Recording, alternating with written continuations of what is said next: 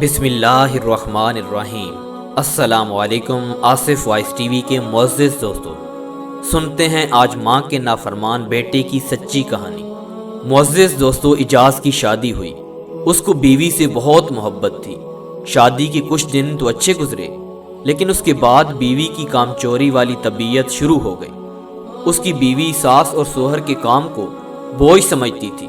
کچھ عرصہ بعد اس لڑکی کو جب یہ معلوم ہوا کہ واقعی اس کا شوہر اس سے بہت محبت کرتا ہے، تو اس نے اپنے شوہر سے فائدہ اٹھاتے ہوئے یہ چال چلی کہ اس سے ناراض سی رہنے لگی۔ شوہر سے برداشت نہ ہوا اور پوچھنے لگا کہ کیا بات ہے، تو کہنے لگی کہ میں تیرے ساتھ اس وقت تک ٹھیک رہوں گی کہ جب تو مجھے اپنے گھر واپس لے جائے گا اور ہم دونوں وہیں رہیں گے۔ میں تمہارے ساتھ تو خوش رہ سکتی ہوں، مگر ان بوڑھوں کی خدمت کرنی پڑتی ہے، یہ مجھ سے نہیں ہوتا۔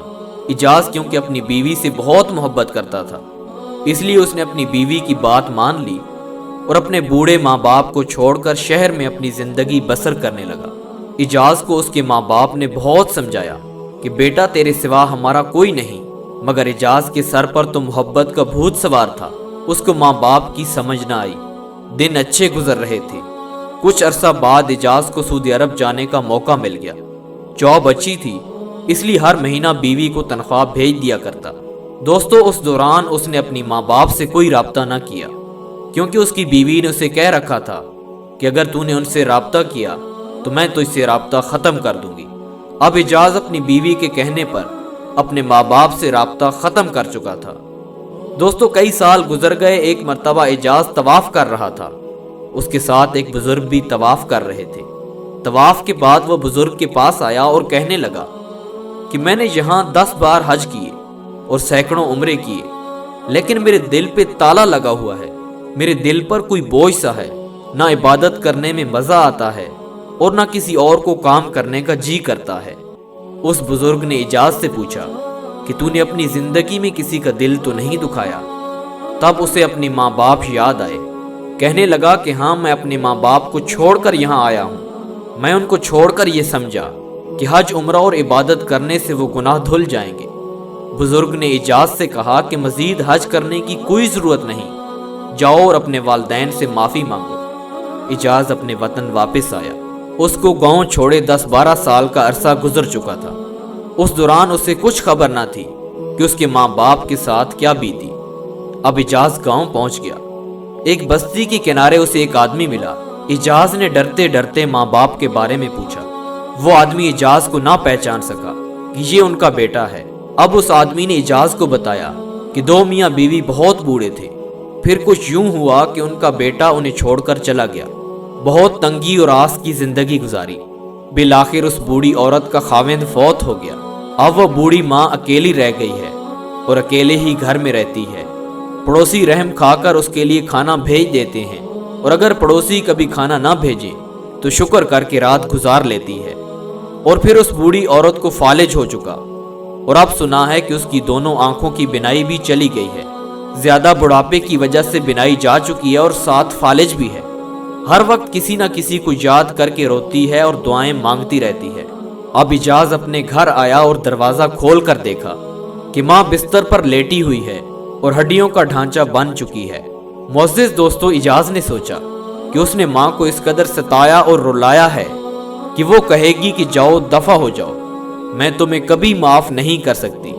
لیکن جب اس کی ماں نے اجاز کے قدموں کی آہٹ سنی تو پوچھا کہ کون ہے۔ اس نے بتایا کہ میں آپ کا بیٹا اجاز ہوں۔ ماں کی آنکھوں میں آنسو آ گئے اور کہنے لگی، بیٹا تو نے بہت انتظار کروایا۔ میں اس گھر میں اکیلی مصیبتوں کی ماری ہوں اور دل کی آخری تمنا تھی کہ تم آ جاتے۔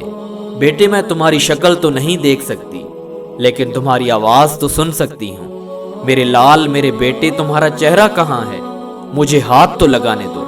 اجاز نے جب ماں کی یہ باتیں سنی اور ماں کا رویہ دیکھا تو بہت نادم ہوا، اور اسی وقت سے یہ عہد کیا کہ اپنی بقیہ زندگی ماں کی خدمت میں وقف کرتا ہوں۔ اور اجاز کی زبان پر ایک ہی لفظ جاری تھا، امی مجھے معاف کر دو، میری امی مجھے معاف کر دو۔ معزز دوستو، اولاد کی پیدائش کتنی مشکلات، کتنی مصیبتوں اور کتنی مشقتوں سے ہوتی ہے، اس کا احساس والدہ اور اللہ کے علاوہ کسی کو نہیں۔ میرے محترم عزیز ساتھیوں، اس لیے آپ صلی اللہ علیہ وآلہ وسلم نے والد کے مقابلے میں والدہ کو بہت بلند فرمایا۔ چنانچہ ایک صحابی رضی اللہ تعالیٰ عنہ آپ صلی اللہ علیہ وآلہ وسلم کی خدمت میں حاضر ہو کر سوال کرنے لگا کہ میرے احسان کا سب سے زیادہ مستحق کون ہے؟ تو محترم دوستو، آپ صلی اللہ علیہ وآلہ وسلم نے 3 مرتبہ ماں کا تذکرہ کیا اور چوتھی مرتبہ والد کا تذکرہ کیا۔ محترم دوستو، والدین دراصل انسان کی زندگی میں آنے کا ذریعہ ہوتے ہیں۔ انسان کا وجود اصل میں والدین کا مرہون منت ہوتے ہیں۔ محترم دوستو، اسی لیے اللہ تعالیٰ نے کئی مقامات پر والدین کے ساتھ حسن سلوک کا تذکرہ کیا اور ان کے تمام حقوق کی ادائیگی کی تلقین کی ہے۔ محترم دوستو، ہمیں چاہیے کہ ہر وقت اپنے ہاتھوں کو بلند کر کے اللہ کے حضور یہ دعا مانگنی چاہیے کہ یا اللہ، جس طرح انہوں نے ہمیں بچپن میں پالا، ہماری خدمت کی، ہماری ہر ضروریات کا خیال رکھا، اے اللہ پاک، اس کے بدلے میں ہماری ماں باپ کو صحت، تندرستگی اور خوشی عطا فرما۔